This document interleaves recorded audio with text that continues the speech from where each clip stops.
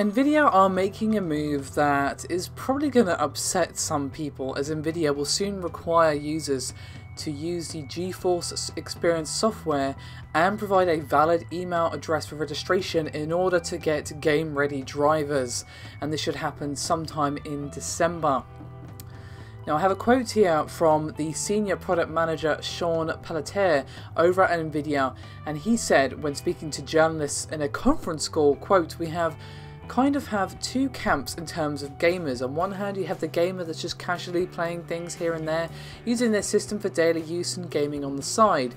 They don't want to be inundated with these game-ready drivers. On the other side of the equation, you have enthusiast gamers who get excited about preloading a game. They want to play a game the day it comes out with all the bells and whistles. That's obviously the demographic we're looking at for game-ready drivers. We're targeting GFE as a single source destination for those gamers." Now, drivers will still be available on the official site, however it will only be on a quarterly basis. If you want the game-ready driver for a newly launched title, you'll need to use Geforce Experience. And of course, as we've seen many times now, a lot of the up-and-coming PC games that when they're released, they need the drivers for AMD or Nvidia to actually work correctly, especially if it's a big budget title. Drivers often have to be updated just for these games. Now, according to Nvidia, about 90% of driver updates are already happening through Geforce Experience. Now, I think you can see why this might upset some people, as if you want to play the game on or around release, which a lot of people will do, of course some might wait a few weeks or maybe a month to play the game so they can save up for it or whatever, they wait for it to go down a little bit in a sale or something like that. You know, most people will play it around that period, and then obviously you get the people who will buy it like 6 months down the line when it's really gone down and is on like the bargain bin or whatever.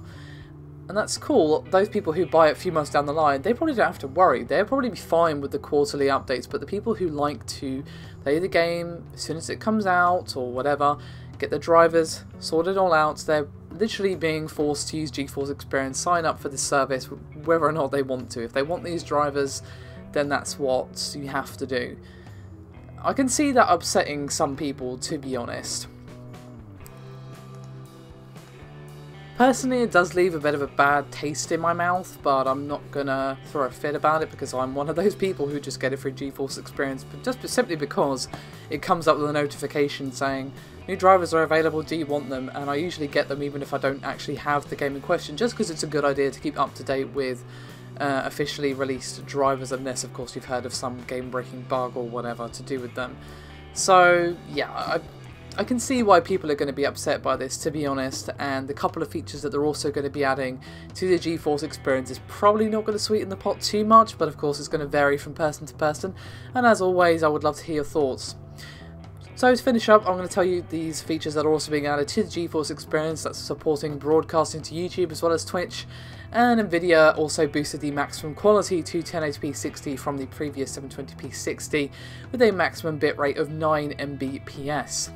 That's pretty useful, but I still think this is going to cause a little bit of a sting, but perhaps I'm worrying too much. As I said, do let me know your thoughts and opinions in the comment section below, and click like and subscribe if you haven't done so already, and I'll see you next time.